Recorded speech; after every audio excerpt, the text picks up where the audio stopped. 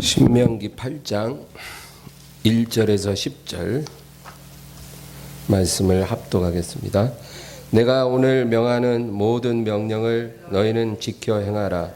그리하면 너희가 살고 번성하고 여호와께서 너희의 조상들에게 맹세하신 땅에 들어가서 그것을 차지하리라. 네 하나님 여호와께서 이 40년 동안에 내게 광야 길을 걷게 하신 것을 기억하라. 이는 너를 낮추시며 너를 시험하사 내 마음이 어떠한지 그 명령을 지키는지 지키지 않는지 알려 하심이라. 너를 낮추시며 너를 줄이게 하시며 또 너도 알지 못하며 내 조상도 알지 못하던 만나를 내게 먹이신 것은 사람이 떡으로만 사는 것이 아니요 여호와의 입에서 나오는 모든 말씀으로 사는 줄을 내가 알게 하려 하심이니라. 이 40년 동안에 내 의복이 헤어지지 아니하였고 내 발이 부르트지 아니하였느니라. 너는 사람이 그 아들을 징계함 같이 내 하나님 여호와께서 너를 징계하시는 줄 마음에 생각하고 내 하나님 여호와의 명령을 지켜 그의 길을 따라가며 그를 경외할지니라.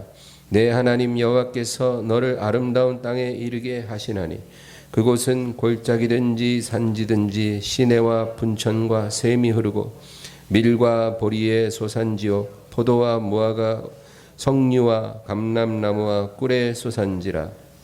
내가 먹을 것에 모자람이 없고 내게 아무 부족함이 없는 땅이며 그 땅의 돌은 철이요 산에서는 동을 캘 것이라. 내가 먹어서 배부르고 내 하나님 여호와께서 옥토를 내게 주셨으므로 말미암아 그를 찬송하리라. 아멘. 할렐루야. 이스라엘 백성이 애굽에 430년간을 종살이를 했습니다. 여러분 430년이라는 세월은 정말 어마어마한 기간이에요. 그 정도 애굽에 살았다는 것은 그 애굽이 본토라고 봐야 하는 것입니다. 과거에 어디 살았든 간에 430년 살았으면 거기가 고향이죠. 그런 이스라엘에게 중대한 선택의 기로가 다가왔어요. 어디서 갑자기 나타난 이 모세라는 그 인물을 따라 이제 약속의 땅으로 옮겨갈 것인지 아니면 그냥 애굽에 남을 것인지 선택하는 것입니다. 모세를 따라 떠날 것인지 남을 것인지. 우리가 이 세상 살다 보면은 마음이 어느 한쪽으로 기울어져서 우리가 원하는 방향으로 갈 때가 많죠. 근데 어떤 때는 정말 딱 그 중간에 내 마음이 있는 거예요. 도무지 어떻게 선택을 해야 될지 결정을 할 수가 없을 때가 종종 있더라고요. 바로 아마 이스라엘이 그랬을 것입니다. 떠날 것인지 남을 것인지. 이스라엘이 애굽을 떠나기 쉽지 않은 이유가 몇 가지 있습니다. 첫째는 430년간 살았던 이 애굽 생활이 너무나 익숙해졌다는 거예요. 여러분 사람은 익숙한 것에 편안함을 느낍니다. 익숙한 것을 편안하게 느껴요. 그래서 여행을 다니다가 집에 오면 뭐라 그래요? 집이 최고다 그러죠. 아무리 세상 좋은 호텔에 가서 잠자고 그래도 집만큼 편안하지는 않더라고요. 왜 그래요? 집에 있는 침대가 더 좋은 건가요? 익숙한 거예요. 그 집에 모든 것이 익숙하니까 집에 오면 마음이 제일 편안한 거죠. 그래서 그 430년 산 애굽에 너무 길들여져서 편안함을 느끼기 때문에 떠나기가 쉽지가 않은 겁니다. 누가 여러분 보고 430년이 아니라 한 30년 산 동네를 떠나라 그러면 그게 쉽겠어요? 그것도 어려운 거거든요. 또 하나는 애굽에 살면 바로에게 복종만 하면 돼요. 바로가 명하는 대로, 시키는 대로 순종하고 복종하면 문제가 없습니다. 먹고 살만 해요. 비록 종살이지만 부족한 건 없어요. 바로가 집도 주고 입을 옷도 주고 먹을 것도 주고 그리고 자식 낳고 손주 낳고 대대로 살만 했어요. 순종만 잘하면 별 문제가 없다라는 거예요. 사람이 현재가 너무 힘들면 도피처를 찾지만 지금 편안하고 살만하면 떠나려고 하지 않는 거거든요. 이스라엘 백성이 애굽에서 살 때 그랬어요. 또 하나는 애굽에서 살 때는 거룩하게 살 필요가 없어요. 그냥 애굽 문화를 즐기면서 살면 돼요. 음주 가무 다 하고 그리고 그 애굽의 그 재미난 문화를 다 누리면서 자유분방하게 살 수 있는 거예요.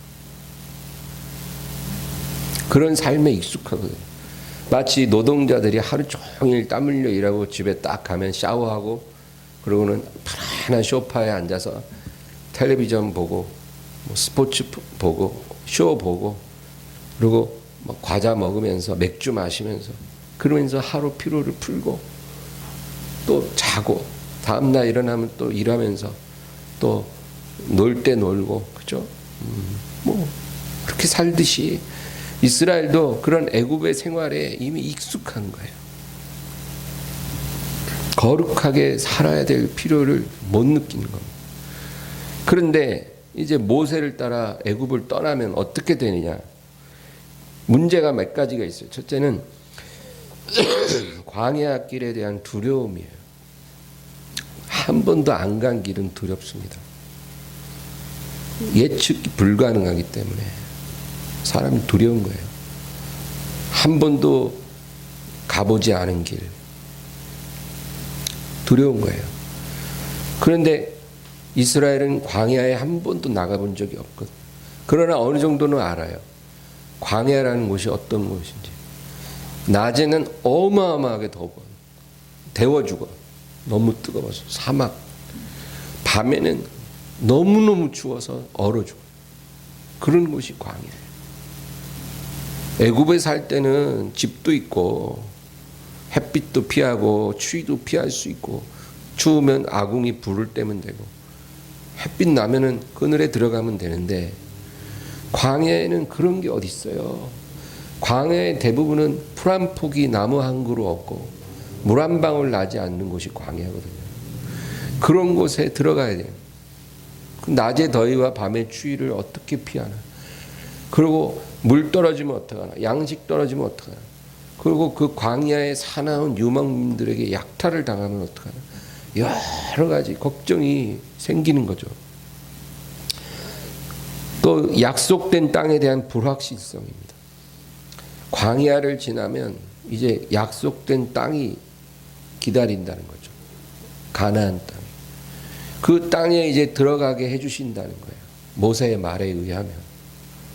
그런데 모세가 뭐라 그러냐면 그 땅은 젖과 꿀이 흐른다는 거예요.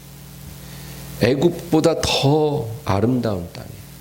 자기들이 알고 있는 땅 중에 제일 좋은 땅이 애굽 땅인데 애굽이라는 곳은 나일강 물을 끌어들여서 농사를 짓는 곳이에요. 그런데 모세가 뭐라 그러냐면 너희가 장차 들어갈 땅은 강물을 끌어서 농사 지을 필요가 없는 것이 하늘에서 비가 많이 내리고 그 땅이 그 비를 흡수하는 땅이라는 거예요. 곳곳에 시내와 분천이 흐르고 젖과 꿀이 흐르는 곳이다. 그런 땅이 있어요? 있다는 거예요. 하나님이 너희를 위해 주신다는 거예요. 그러면 생각해 보세요. 그렇게 좋은 땅에 사람이 없겠어요? 원주민들이 있을 거 아니에요. 그 원주민들이 그 좋은 땅을 호락호락 내주겠냐고. 그러면 그들 쫓아내고 그 땅을 얻는다는 건데, 그 불확실성이에요. 노예의 일만 하던 그들이 손에 쟁기질하기에만 익숙하지 칼과 창을 잡아본 적이 없는 이들이 그곳 거민을 쫓아내고 그 땅을 과연 차지할 수 있을까? 두려움이. 그런데 어떻게 됐어요? 12정탐꾼이 갔다 와서는 가보니 땅은 좋더라. 근데 거기 사는 사람들은 우리랑은 DNA가 다르다는 거예요.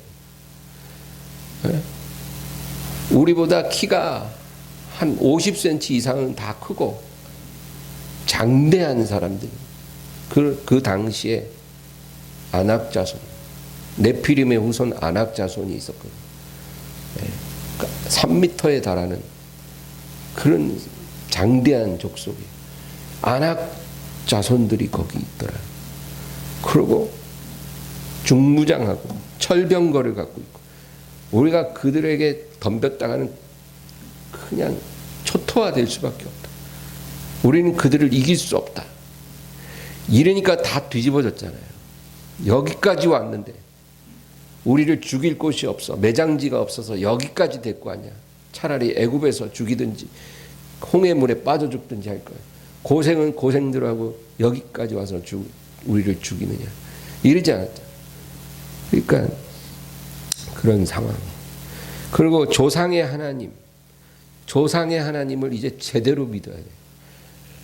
애굽에 살 때는 조상의 하나님이 그냥 막연한 존재예요. 아브라함의 하나님, 이삭의 하나님, 야곱의 하나님은 그냥 막연한 분이었어요. 알기는 알지만 그냥 머리로 지식으로 아는 거지 나와 관계가 없어. 그냥 하나님은 그냥 관념 속에 있는 분이고 내 삶은 하나님과 전혀 관계없이 살았거든요. 그런데 이제 애굽을 떠나면 이제 하나님을 제대로 섬겨야 되는 거예요. 바로에게 복종할 필요는 없지만 이제 하나님 앞에 온전히 복종해야 돼요. 거룩한 백성이 돼야 되는 거예요. 애굽의 모든 문화와 다 결별해야 돼요. 방탕하고 쾌락적인 그런 모든 습관들 다 버려야 돼요. 애굽에서 알던 신들은 완전히 다 단절시키고 오직 조상의 하나님, 아브라함과 이삭과 야곱의 하나님, 그 하나님만을 제대로 섬겨야 된다는 거죠. 그러니까 그게 쉬운 게 아니에요. 바로에게 복종할 때는 그냥 시키는 것대로 그냥 하는 척하고 그냥 내 멋대로 살아도 바로가 뭐라 하지 않아. 벽돌 하루에 10개 만들어 그럼 그것만 하면 되는 거지. 뭐 착하게 살아라, 정직하게 살아라, 뭐 간음하지 마라, 거짓말하지 마라, 그런 잔소리는 들을 일이 없어요. 바로한테. 그러니까 편한 거예요.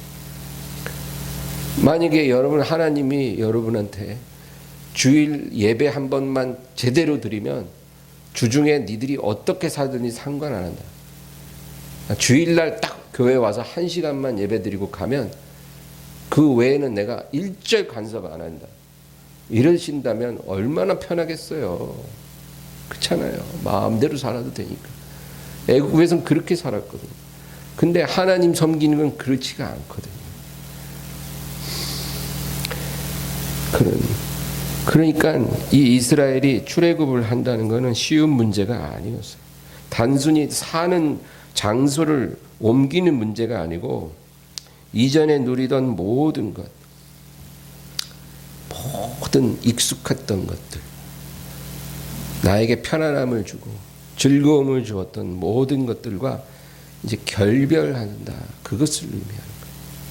결별. 장소만 결별하는 게 아니라 모든 것으로부터 결별하는 거예요. 그러니까 여러분 그게 쉽겠냐고요. 그게 쉽겠냐고요. 그래서 사람들이 예수 믿으면 구원받는다. 그 말에 그냥 쉽게 생각하고 신앙 고백하고 교회는 나왔으나 이제 다니다 보니까 이 간단한 문제가 아닌 거예요. 그러니까 다 뒤로 물러가는 거예요. 다니던 교회 안 다니고, 그렇죠? 아주 간단하게 생각했는데 그렇지가 않은 거예요. 하나님을 섬기기 위해서 내려놔야 될 게 너무 많다는 걸 깨닫게 될 때 다 떠나요. 그때 남아있는 게 진짜 신앙이죠. 예. 회개의 본질은 입술의 고백을 말하는 게 아니고 모든 익숙한 것으로부터 돌이키는 걸 말해요. 돌아서는 것. 하나님의 부르심을 향해 모든 편안한 걸 내려놓고 하나님께 나아가는 것. 그게 회개의 본질이에요. 우리의 그런 결단과 행위를 보고 우리의 회개를 하나님이 받으시는 거예요. 입술로는 회개하는데 아무것도 변하지 않아요. 그러면 그 회개 제가 분명하게 말씀드릴게요. 1000번을 해도 하나님이 인정하지 않아요. 그건 회개가 아니라는 거예요. 그래서 쟁기를 잡고 뒤를 돌아보는 자는 하나님 나라에 합당하지 아니하리라. 뒤돌아보면 안 된다는 거예요. 뒤돌아보면. 너가 회개하기 전에는 어떻게 살았는지 몰라도 하나님께 돌아와서 회개했다면 뒤돌아보지 마라. 결별해라. 그거예요. 그래서 롯의 처가 뒤돌아봐서 망한 거예요. 여러분, 그 동화 같은 이야기지만 실제 일어난 일이잖아요. 소돔이 순식간에 불바다가 됐대. 그때 롯과 그의 처와 두 딸, 이 네 사람이 도망쳐 나왔는데 분명히 뒤돌아보지 말라 그랬거든요. 근데 롯의 처가 뒤돌아봐요. 막 뒤에서 막 요란한 소리가 나고 막, 그러니까 너무너무 궁금했는지 아니면 아쉬움이 많아서 그랬는지 뒤돌아봐서. 여러분, 뒤돌아봤다고 그냥 소금 기둥이 된다는 너무너무 잔인한 일이잖아요. 근데 그 중요한 교훈이 있는 거예요. 뒤돌아봐서는 안 될 때 뒤돌아보면 그 한 번의 실수로 아웃이에요.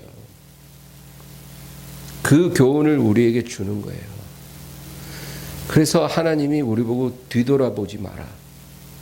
네가 과거에 어떻게 살았는지 그거는 내가 다 덮었다.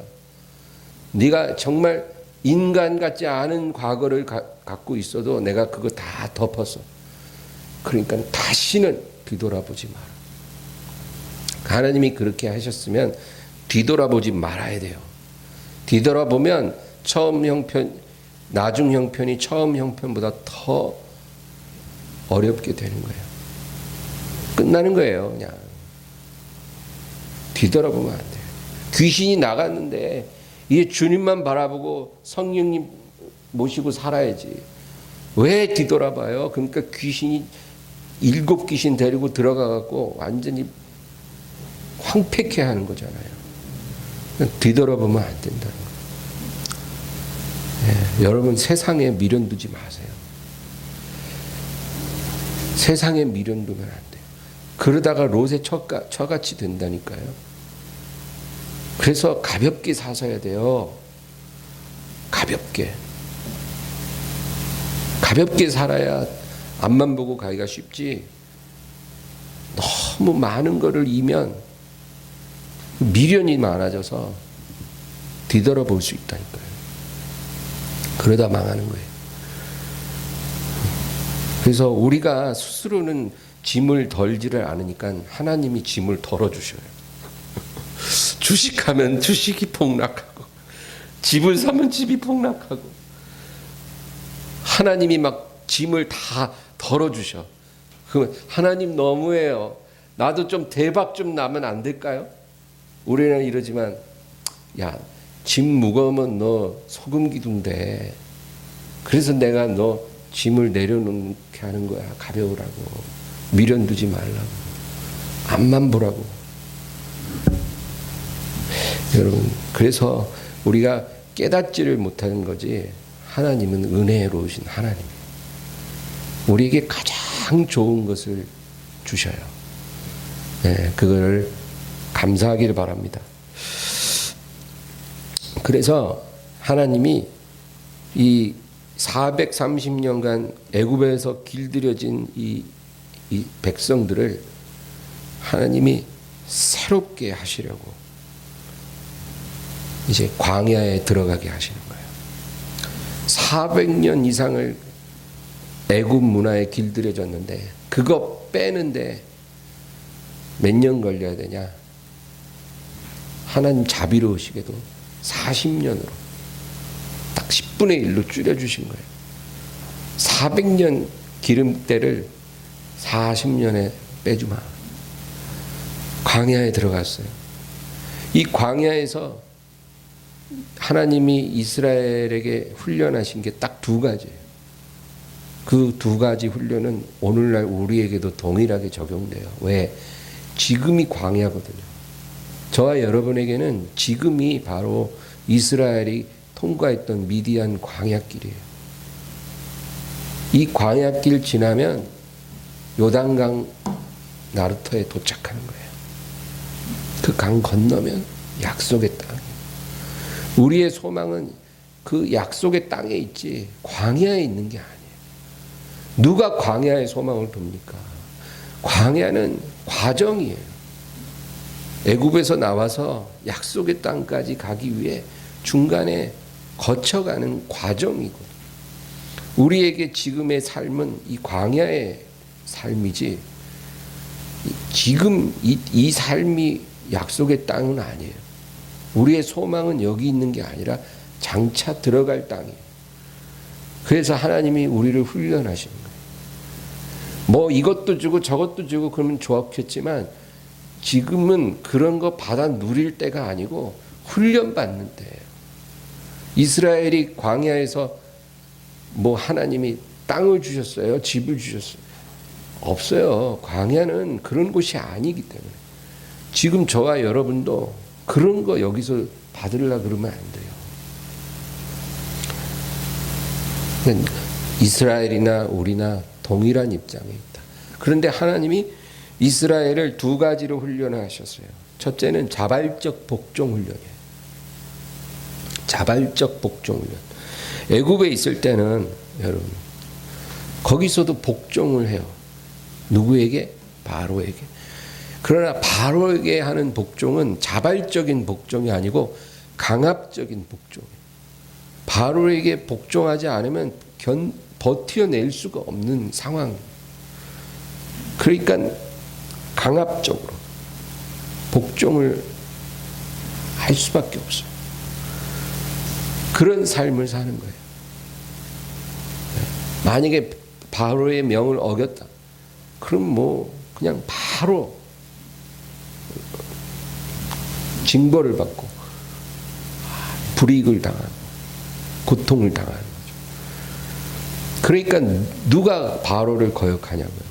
다 벌벌벌 떨면서 명령 떨어지면 그냥 바로 시행하는 거예요. 네. 그러던 이스라엘이 이제 하나님을 섬기면서는 어떤 훈련을 받냐면 자발적으로 복종하라는 거예요.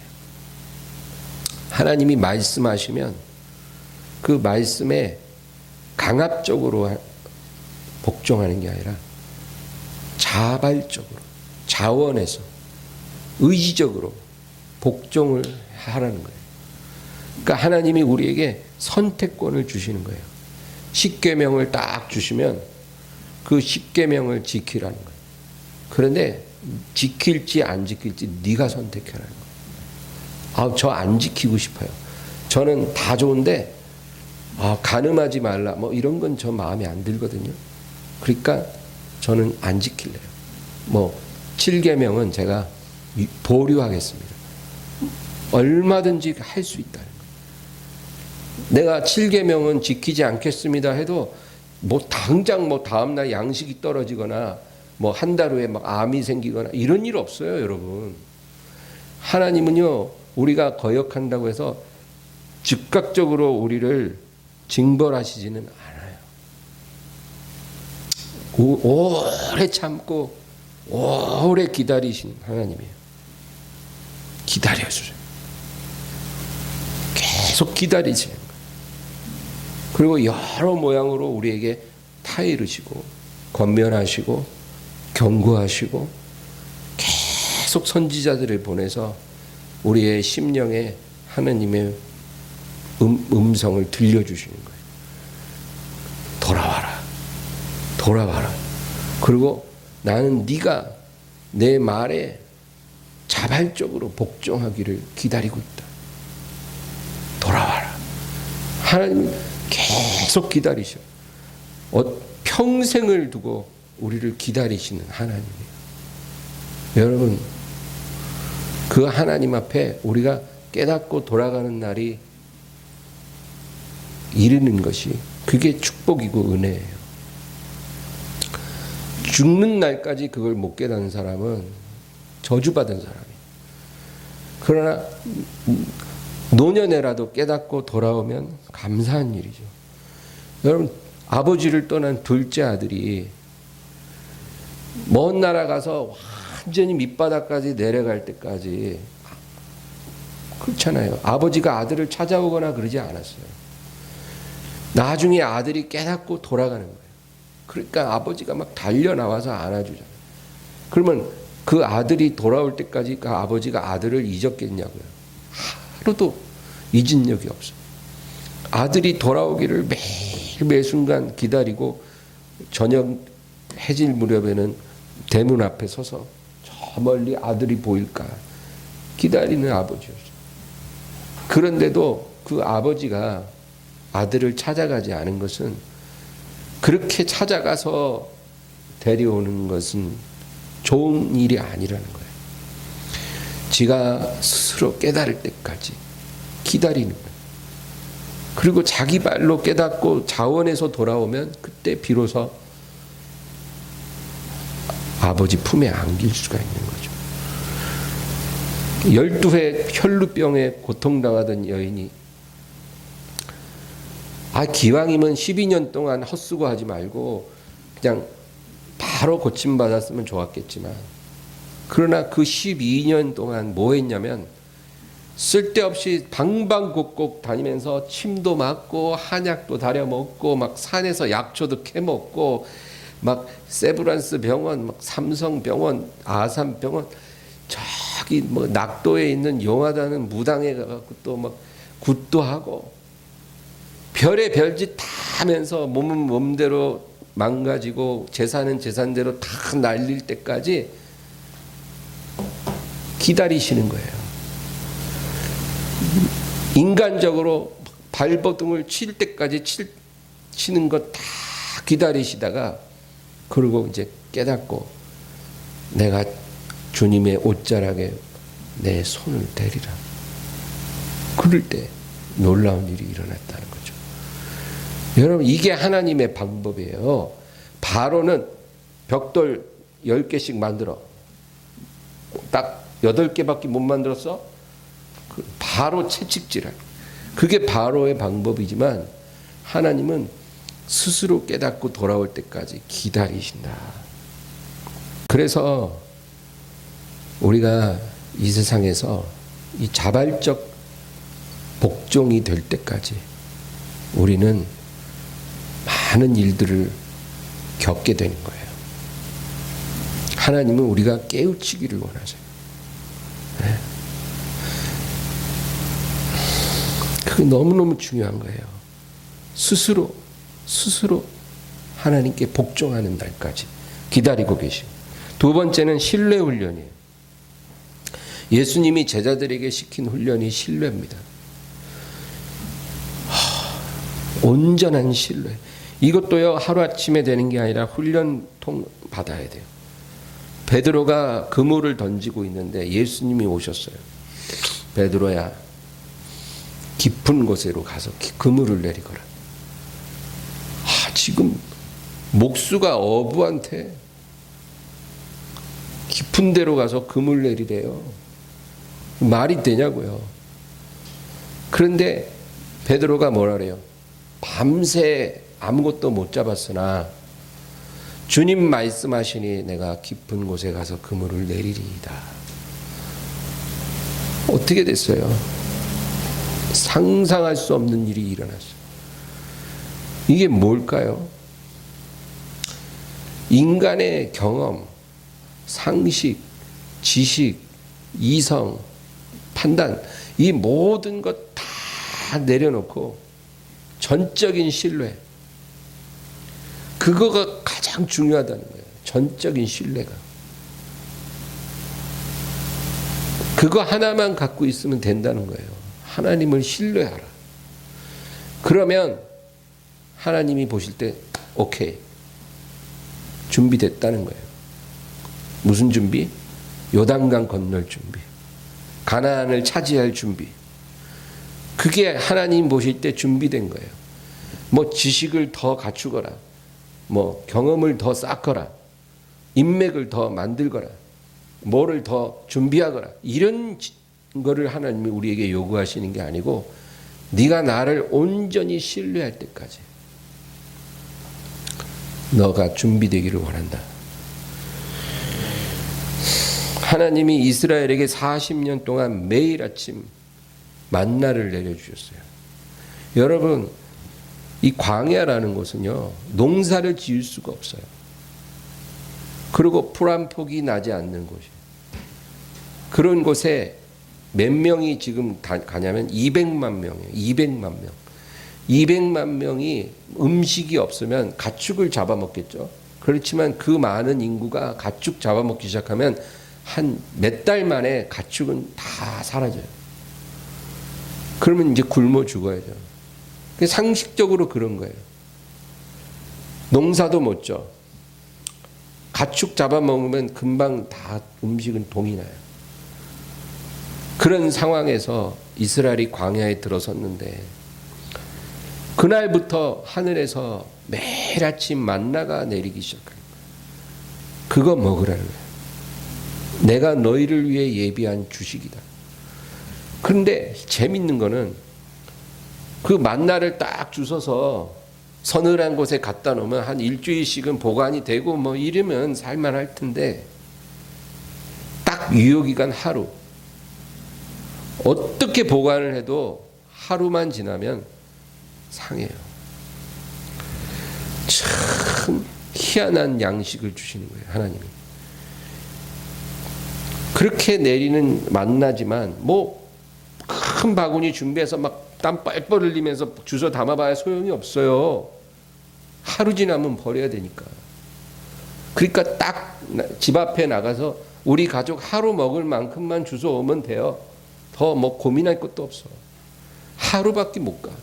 그런데 희한한 건 안식일 전날에 나가면 이제 안식일 날은 일을 하면 안 되니까 안식일 전날에는 이틀분을 주워 오라는 거예요, 하나님. 그런데 그러면 상할 거 아니에요. 근데 희한한 건 안식일 날은 만나가 안 상하네 또. 그래서 그때만 이틀을 먹고 다른 날은 무조건 하루만 지나면 상해요. 그런 만나를 40년 동안 하루도 거르지 않고 하늘에서 그것이 내려왔다는 거예요. 여러분, 왜 하나님이 이스라엘을 40년간 만나를 그렇게 먹이셨겠어요? 왜? 이유가 있죠. 다 죽지 않을 만큼, 굶지 않은 만큼만 먹이는 거예요. 40년 동안. 뭐 비축도 할 수 없어. 뭐 조금 여유롭게 넉넉하게 모아놓을 수도 없어. 매일 광야길을 걸어가면서 그날 딱 그날 하루하루 먹을 만큼을 하루에 하늘에서 내려주시는 거예요. 하나님이 왜 그랬겠냐고요. 인색하셔서? 심술궂어서? 아니에요. 신뢰 훈련이에요. 신뢰 훈련. 하나님이 오늘도 우리를 먹이시리라. 내일도 먹이시리라. 그럼 내일 양식 있어? 없어. 그럼 어떻게 내일 먹일지 아니? 내일도 먹이시리라. 믿습니다. 그거예요. 이 훈련을 40년간 받은 거예요.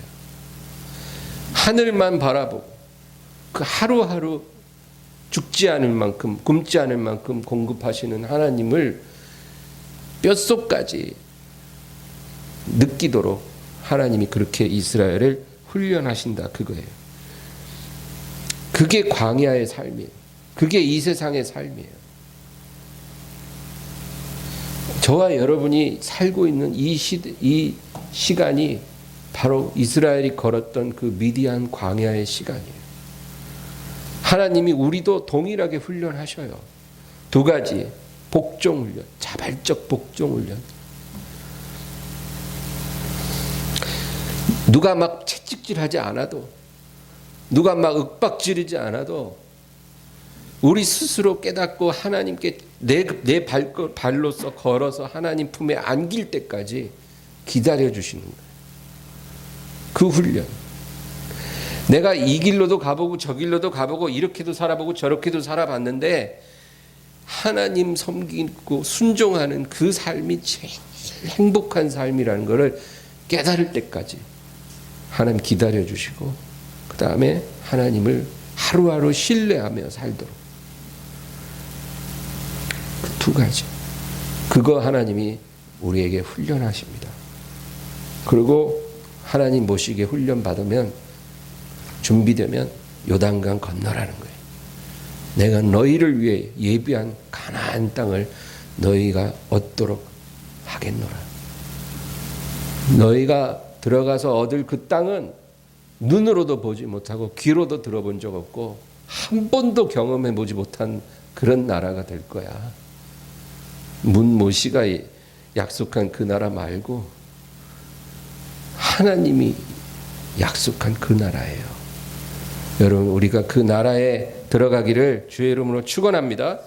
오늘 말씀 생각하면서 우리 간절히 기도하겠습니다. 주여, 주여, 주여.